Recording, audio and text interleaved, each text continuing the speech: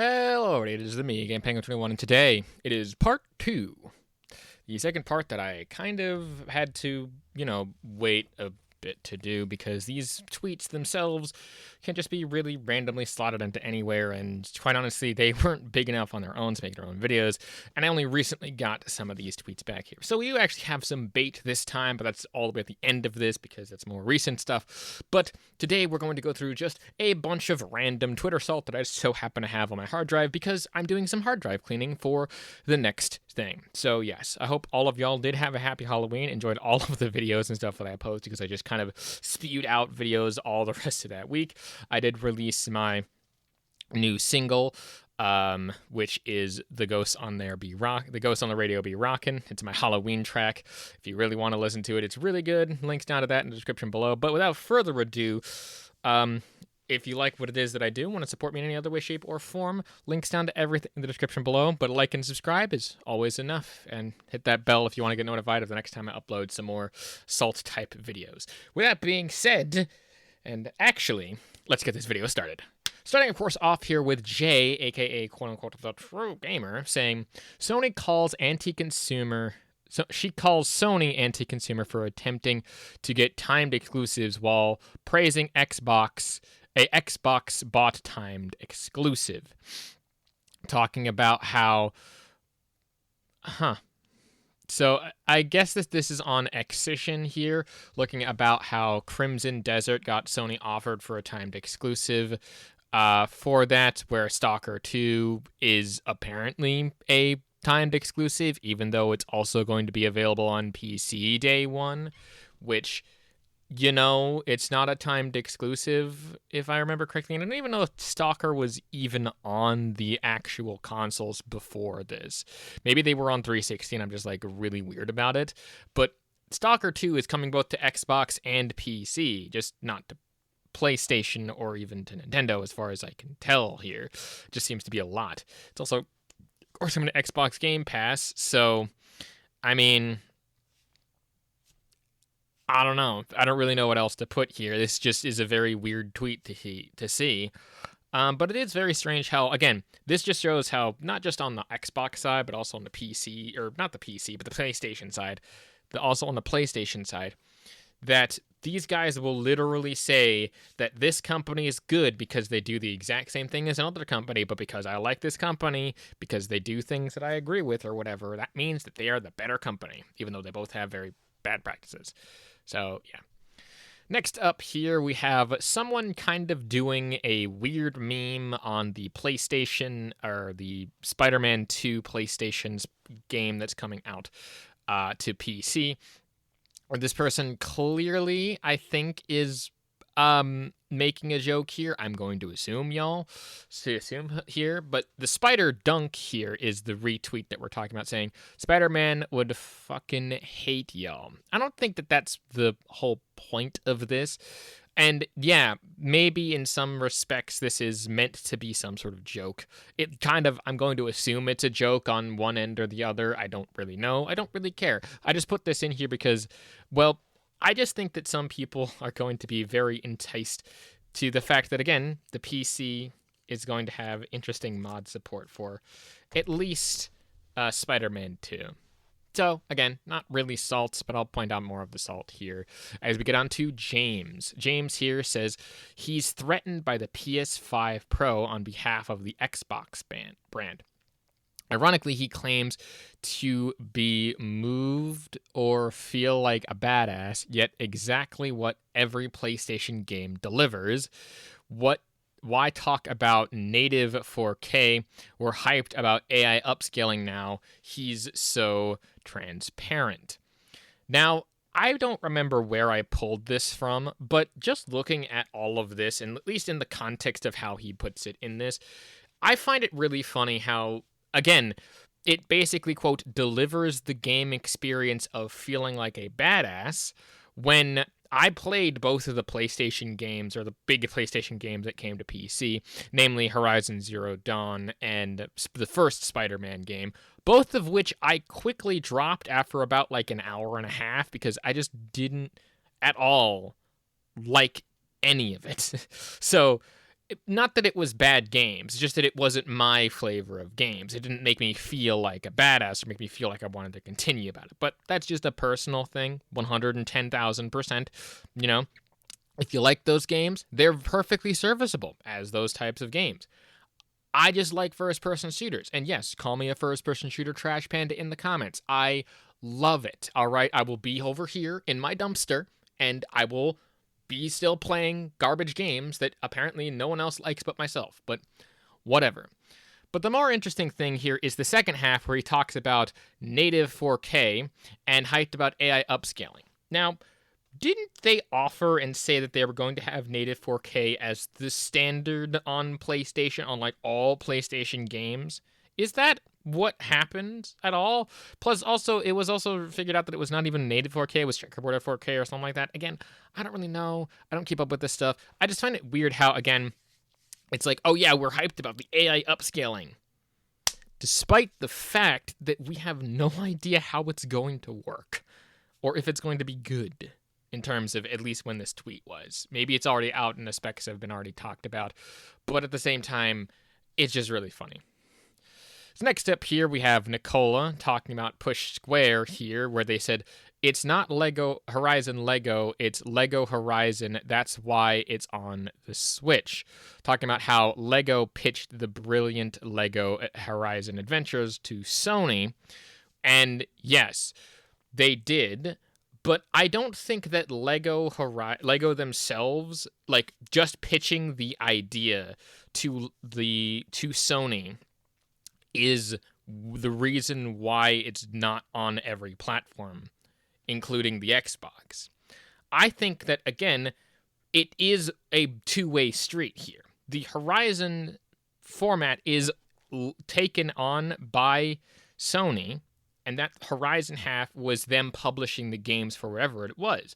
Lego isn't a video game development company. Like, that's the whole point here. It's like, oh yeah, it's on Switch because it was brought up by the Lego company for whatever reason. That doesn't mean anything, like, at all. I think we've explained this enough to where, again, while it might be clear that Lego themselves pitched the idea, Sony still had to make the decision to publish the game where they wanted to because it's also their IP alongside Lego. Lego was just giving the licensing to use the Lego branding name. That's really it. Maybe even some of the Lego developers that they might have on staff, but I don't think so. Also, they had to maybe have come to an agreement. The second one person here talking about how James saying, why didn't Lego choose to create something based on Xbox IPs? Sad face.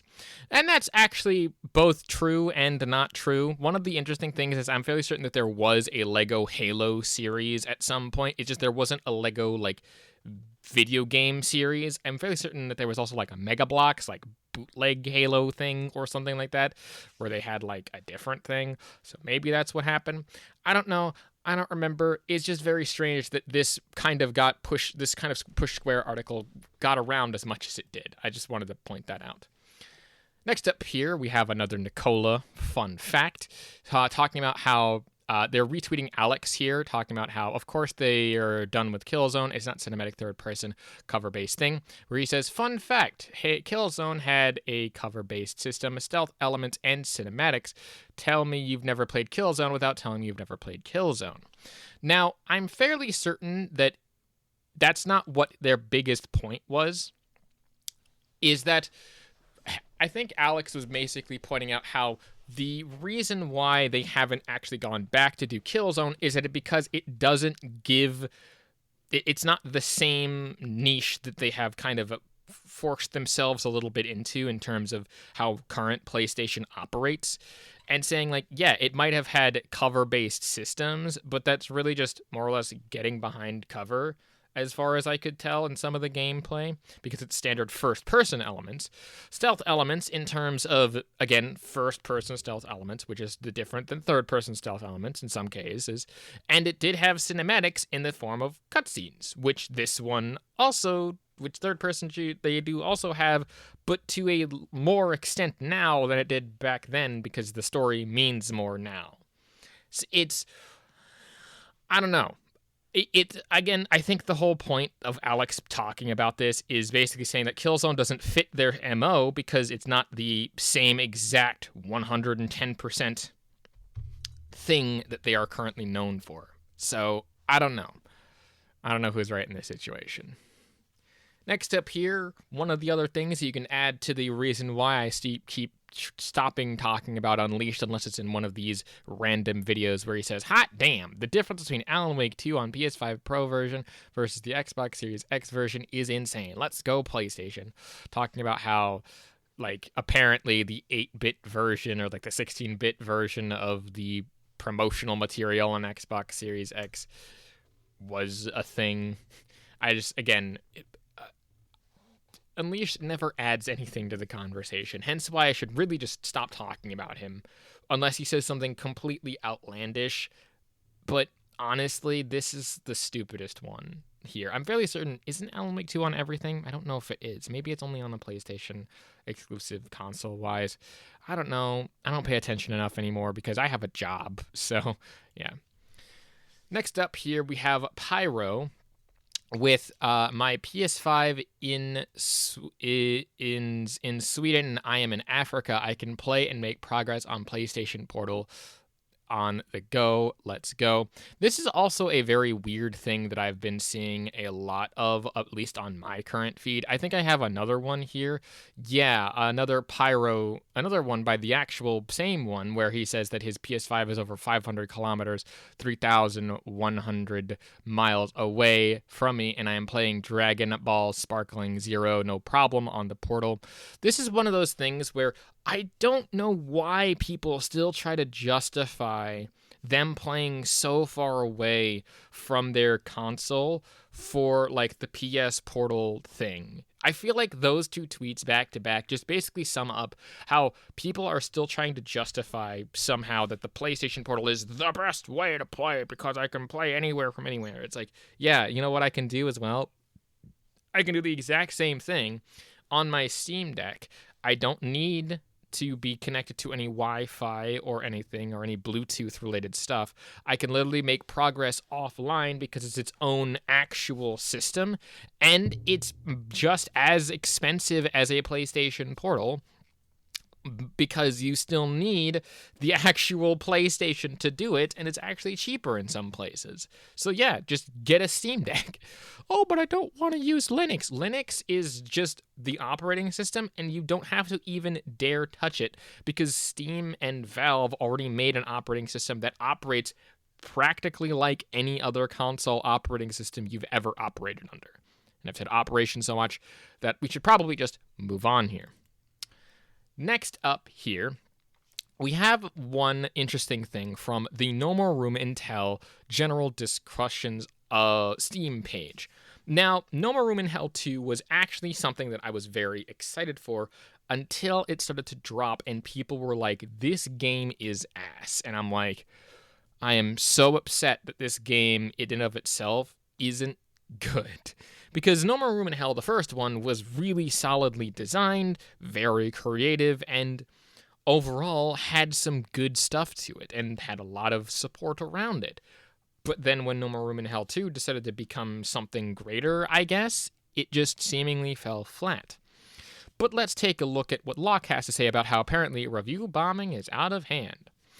So, quote, it's important to remember that this game is in a bare-bones state. If you're expecting perfection upon an alpha release, then you'll be very disappointed. The network is overwhelmed with unexpected player growth. It's day one, not even a few hours in. Criticism is understandable and necessary, but the devs never said it was going to be free or finished upon early access release. Considering who the devs are, I have no doubt they're working to resolve some of these issues, especially the ones revolving around network connections. Chivalry 2 runs like a dream, and they do a great job fixing related issues. All I am saying is give it a couple weeks before we start blowing up the project into a disrepairable retribution. Now, here's the thing. While I agree that review bombing isn't good, and shouldn't be really used necessarily. I mean, again, if you have very specific critiques, critique is the highest form of things. You should probably go out and just make sure you have all that. I don't think that this thing is unnecessarily getting review bombed. If there's legitimate problems, such as the network connection and everything like that, why has it been so long in the past 5 to 10-ish years that we've just had to deal with these day one network problems? Shouldn't they get all of that sorted out more or less beforehand? Do a stress test, make sure that you are available for, I don't know, the worst thing to happen within guidelines. It's I don't know. And the game it's not even a fun game in some cases. I haven't personally played it, so I'm not going to commentate any more on it than just saying if there's legitimate criticisms, such as this game being online only, the whole quote-unquote overwhelming player numbers, despite the fact that this has been hyped up for probably a few years at this point because of the first game as the sequel game, which means that they already had a bunch of people to talk about this. Don't you think that they should have expected something like this? Just maybe a little bit? But I don't know. Maybe that's just me being an optimist or me being someone who does that. But so, whatever. Next up here, we have Cybertrust saying lol, talking about how Tomb Raider seemingly flopped based on this one thumbnail here, and how Tomb Raider and The Legend of Lara Croft was renewed for a second season on Netflix. Now, that doesn't necessarily mean anything in terms of if you know about the show. I'm not going to commentate about it because, quite honestly, I haven't seen the show.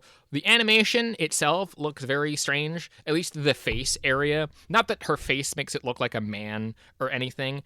It's just that her facial, just from the screenshots, the faces that they show there don't look great. It looks just kind of weird to me. Just off. Not weird, not woke or anything like that. It's just none of that shit. But it just looks strange, and I don't know why it looks strange. But what's weird is that this is not the first show, probably nor the last show that got called woke, that got renewed for a second season. Anyone remember Velma, that basically just shat all over the established fan base of fucking Scooby-Doo? Gee, you wonder why. You wonder why people didn't really like that show, yet it got renewed for a second season. And I think it got renewed for a third season and eventually canceled. I don't remember. But moving on with that, we have another Cyberus tweet here talking about how gamers, TM, aren't beating the women-hating allegations anytime soon. I also don't understand how you can say that after so many banger years in video games, that loser just turned his nostalgia into bigotry. Talking about how Flash Yellow Guy here basically says, video games were better when mostly men made them. Now, here's the thing. I don't think that it has anything to do with man, woman, or anything like that. Because here's some of the weird stuff. If I remember correctly, if you're looking back into the history of establishing things within the industry of video games, there was some notable women that did work on video games. I think there was a CEO of Atari or a CFO of Atari at some times that was a woman. Now, here's the thing. I don't think it has anything to do with, again, men or women. It has something to do with talent. And that's one of the bigger problems here, at least the bigger problems that I want to emphasize here. I think that the quote-unquote wokeness factor has nothing to do with making bad decisions on games. It has to do with the fact that the industry as a whole seemingly just doesn't like to do anything artistic, anything kind of risky, anything sort of involving a lot of really good skill to it. Again, just take a look at the finals. If you've seen a lot of my channel, you know that I will downright fucking love the finals. I've spent probably a number of monies that can buy at least 2 to 3 modern video games on a free-to-play game that I have put over 500 hours into, and will probably put about 500 more in the coming year because it's that fucking good. I will never stop singing its praises because it is built and created while on an engine that's like a little bit unstable. They know what they're doing. And that's even the fact that since day one, I've had internet issues where I've dropped so many packets, I continuously die half the time to just lag. Like, you've seen my gameplay, where I will half the time die to actual lag. But I still play it because it's so much fucking fun. And when everything works, you can feel the passion and the talent there. Video games don't need men to make them. They need people who are skilled enough and good enough to make the games. That's where I think the industry has a problem here. Next up here, we have a Pirate Nation talking about this interesting meme here where it's like, emulators, really? A man of your PC specs? It's a peaceful life. Talking about how, oh yeah, there's all these amazing modern video games in the background, and yet I'm sitting here playing some old classics. Nothing wrong with that. It's very simple and peaceful. The last two tweets here are a little bit of just some interesting ones. Coming back around to Cerberus XT here saying, remember when Grums claimed Trade Crusade was dead because their Discord was kicking bigots out? Their Kickstarter for the game just reached the goal in under 20 minutes with 13 days to go. Now, I'm not sure specifically about what the hell is happening in this context here. They were saying that Trench Crusade in and of itself seems to be a Warhammer alternative, grim, dark, self-destructed through needless, woke, knee-jerk reactions by the dev team, where they reached the actual numbers within very quick amount of hours, with 1,000 backers. I do find it strange how they reached 100,000 with around 1,000 backers with 13 days to go. Now, again, it is strange to me how they hit that number, though I don't really know too much about this. It says truly hectical skirmish of an alternate World War I, which, again, looks pretty interesting. I don't know anything about Trench Crusade nor anything about that, but I wanted to talk about Grums to kind of boost up a bit of a buddy of mine who did a sort of deep dive on Grums. I'm not going to go too deep on it in here. I will probably link it in the description if I remember to, but Woman of Sanity did one where he talked about how Grums was apparently has an entire, like, just fucking whole rabbit hole of just not being a good person. But he's also the same person who did Firefall, who did the infamous Firefall bus. So that should tell you a little bit about that. And next up here, we have the Ghost of Tsushima with, let me say this, NVIDIA has an 8-year lead on developing and nurturing and training their AI to where DLSS is today. Mark Kern and the PS team here have come this close already, talking about how they came close to NVIDIA DLSS. Now, here's the thing. I'm 99% certain that the DLSS isn't training AI at all. It's like some sort of other system. I don't know the specifics here, where DLSS does it like natively. I don't think so. I don't know how DLSS actually works. I don't really know if anyone does. But having the PS5 Pro come close to it, again, I don't see that. Like, they're saying, oh, they did all of this work. So does that mean that they're stealing it, or that they're copying a lot of NVIDIA's homework, since a lot of that code can be kind of transferred over just slightly? I don't know. It just, to me, like, again, trying to justify the PS5 Pro saying it comes close to NVIDIA DLSS. I mean, it comes close probably in operation, maybe not close to the same frame rates, because, I mean, I'd like to see some of those stats. How I just hit the microphone again. But, just find that strange. And the last one here, this one is clearly a bait tweet, but I wanted to throw this in as the last second one here, where Garrett says, rip the finals, December 2023 to October 2024. Another one shut down forever. And as you can probably clearly see by the gameplay, no. But, where this one just is a little bit of a community notes absolutely railing people, saying that the finals is not shutting down. This news has been known to make posts like these in the past, typically as engagement bait, talking about Garrett in particular. And let me just say, yeah, no, the finals right now has probably become a lot stronger than ever. So, oops. At the end of the day, that one is clearly a bait post, and I don't really have anything else to say. I just wanted to throw that one in there as like a little bit of a funsy thing. Again, this is the most likely the end of the video, and if you like, again, what it is that I do, please feel free to hit that like and subscribe button. Again, I do have my other avenues of stuff where you can support me, the Bandcamp where you can get a lot of my music, the Patreon where you can give me some of your money if you really care, or if you want to support me in other ways, I do sometimes post videos to Coffee, just to get other content out there for people who want to support me in any other way, shape, or form. Links to all of that in the description down below.